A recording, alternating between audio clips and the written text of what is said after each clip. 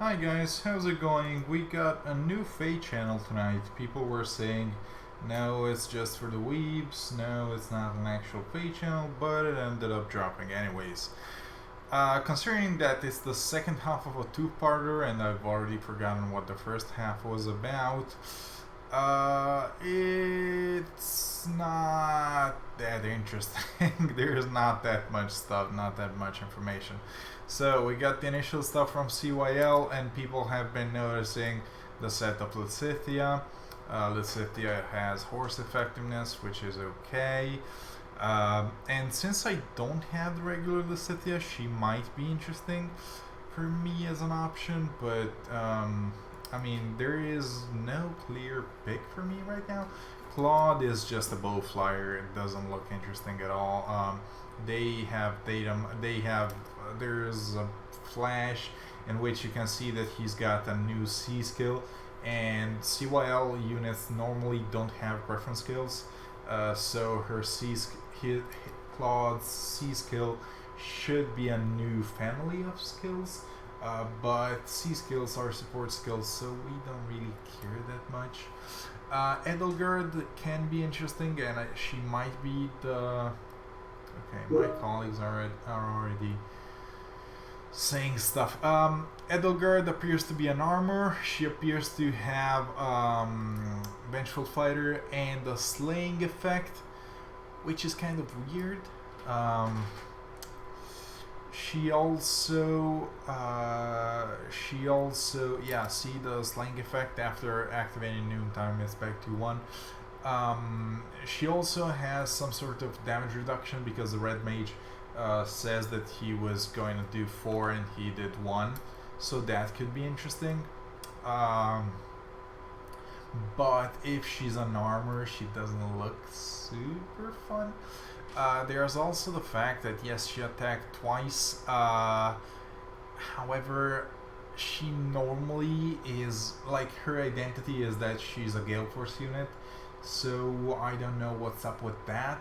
It could be like a Raging Storm effect, but once again, we shouldn't be expecting, according to history, we shouldn't be expecting preference skills. Dimitri is, I don't know, it's hard to place Dimitri right now. Yeah, let's see his combat.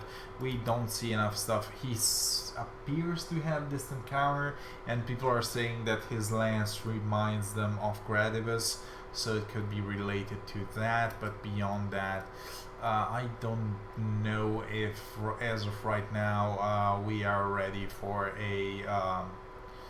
I don't know if he's gonna be infantry or armored, but I don't know if in AR we're gonna be prepared for that.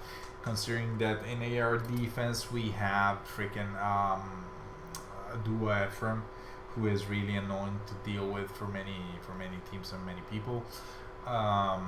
So yeah, the two units that I'm interested in are Lysithea and Edelgard. Am I going to have all the way and spend 600 orbs on them for all the yellow circles? No, definitely not. Am I gonna get the guaranteed bonus? Yes, most likely.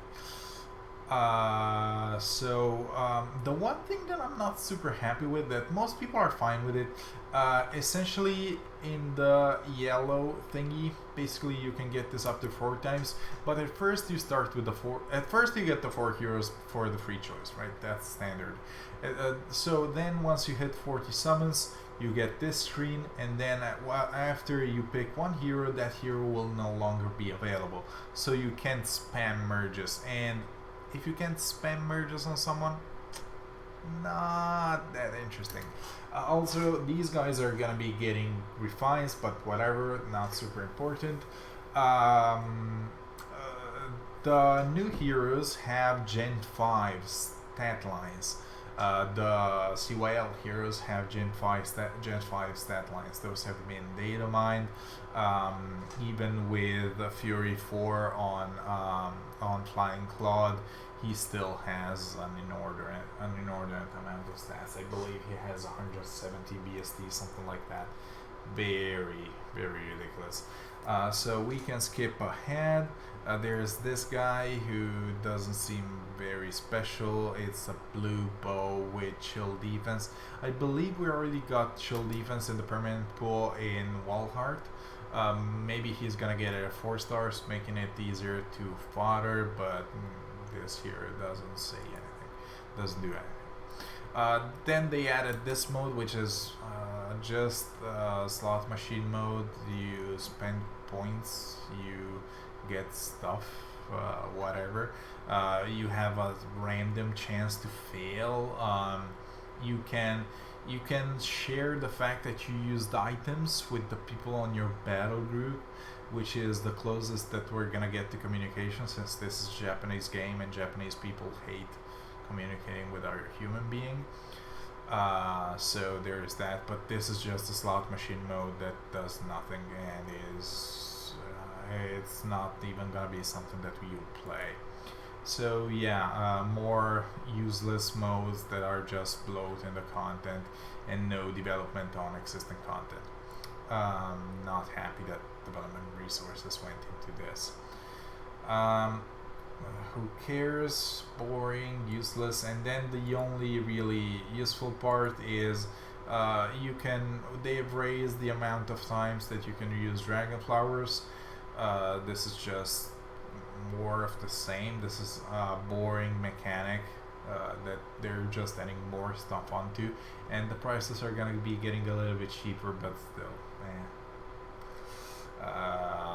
this is a band-aid. This is a band-aid mechanic that should have been abandoned, but they're forcing more development and more commitment from the player into it.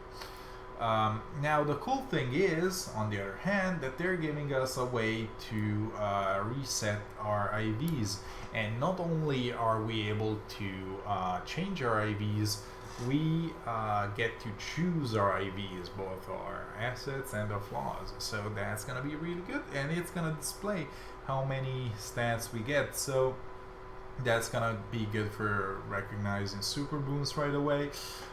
It's gonna allow foil heroes from Hall of Yarms to be getting IVs. Most importantly, it's going to allow Grail units to get IVs. So Branya with plus speed is gonna be getting a lot of leverage. That's the first unit that everyone is going to be committing IVs to. Kronia is the other option that she has the problem that she's got low attack, so there's gonna be that. These mangoes can be obtained from the arena, Resonant Battles, Mjolnir Strike, Forging Bonds. So all modes that we already do, we're not being forced into any boring content. We'll see how fast these are farmable, but they said that they're giving us 100 of them for free, and they're adding quests, so we'll be able to get a good number of them right away, and then we'll steadily gain them, and I assume that they're gonna be putting them in monthly orb packs. So yeah, this is a very welcome change. Being able to change IVs is something that we've wanted forever. Some players have been unable to patch their bad IVs, which can happen. Use someone like a good hero, a legendary hero, someone like a legendary leaf. If you get him with minus attack, his effectiveness drops off very considerably. Also, my Veloria is minus speed, so I am entirely unable to use her. I have tried to summon more on banners that she was on, haven't been able to pull a second one, so I will be switching the IVs on to mine.